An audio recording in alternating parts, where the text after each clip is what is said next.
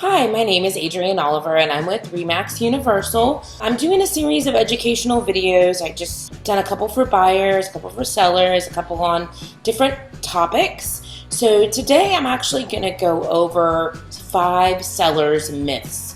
So the game in real estate has changed. There's a lot of things going on in this space, e-buyers, HGTV, and that has definitely had an impact in most markets, especially your major metropolitan areas like Houston, which I service.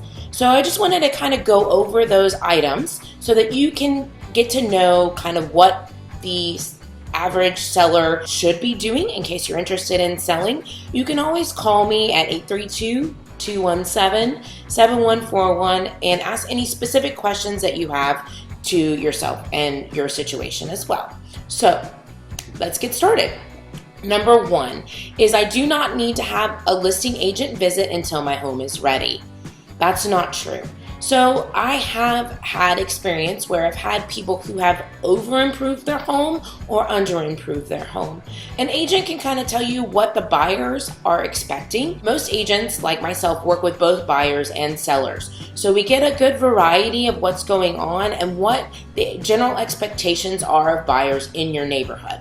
So that's very important that you get that done before your home is ready, and it saves you time and money, both. So time and money are pretty much one of the major components of this process. So that's number 1. Number 2, I do not need to upgrade the property for sale. So it depends. There's some things that you might need to upgrade. There's some things that you won't. For instance, wallpaper in the kitchen. Wallpaper in the kitchen, great in the late 80s, early 90s, not so good anymore. People could walk in your home and walk out. I know you're thinking that's a very simple, Adrienne, all you do is get it painted. Then you should do it. That's basically the gist of that. And that's going to vary neighborhood to neighborhood. So know that I'm kind of making a huge generalizations, just explaining purposes so that you can kind of get to know what's going on. The third one is I need an open house to sell my home. The myth here is that the buyers need to visit your home in person in order to decide whether they like it or not. And unfortunately, that's not really the case anymore. There's buyers, especially in the Houston metro, with investors that are buying things sight unseen. I've done multiple ones where I've used a virtual tour, which is a very important item that you should get your agent that lists your home to be able to do. Or as a buyer's agent, I've gone and videoed the home myself to try to get an awareness of the rooms and how all the pictures fit together, those kind of things. Your online pictures are going to get the best bang for your buck. So for instance, if it's raining that day and I call you and I say, hey, would you like to reschedule because it's cloudy? Even if you've cleaned all night, your answer should be yes. Yes, Adrienne, I would like to reschedule until the weather is better. That is due to the fact that that is your first impression. It's very important we make a good first impression. Those pictures and that video are key. Number 4, I need many open house signs at multiple locations and key intersections. Let me tell you, people are no longer driving the streets looking for your open house. I love an open house. I worked one this weekend. I had 8 people in 2 hours. I love a good open house. I'm not dogging open houses. I love them. But people look online. If it's on HAR in Houston, that's where they're looking. That's where they're going. Very few people are following the signs from key intersections. Everything is online, and if they're neighbors, they will not come if you post signs from faraway intersections. They're going to come with the one open house sign that's in your yard. I'm not saying don't put out signs.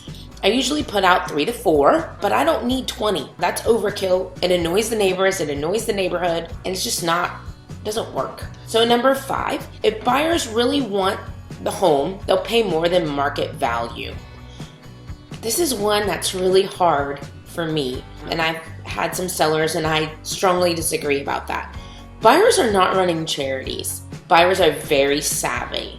They have online automated value models, so they know whether the property is overpriced, and they generally stay away if the seller is unrealistic. So pricing strategies are going to vary from region to region. Most of the listing prices close in market realities. I'm a listing agent who loves to see a 3%. Whatever I list it for, I want to sell it for 97% or more of what I did it for. I mean, if I can sell it for over 100, that's great. But I price my things to sell. That's a very important thing for a seller to know. If you've not sold a home in recent years, there's new rules. So sellers are looking to buy a replacement home. They usually don't have to purchase a home. They're not desperate. The sellers aren't desperate anymore. The buyers aren't desperate anymore. So you have to come together and make things work. They walk through the process. They get all the facts. They do all the data. They do their research. So you have to stay as an agent. I have to stay. And in turn, I have to let my sellers stay ahead of the market and ahead of the changes. So that's kind of what I'm trying to do through these videos. I hope that you're enjoying them. If you have any questions about this or any other topic, please let me know. My name is Adrienne Oliver. I'm with RE/MAX Universal, and please give me a call at 832-217-7141. Thank you.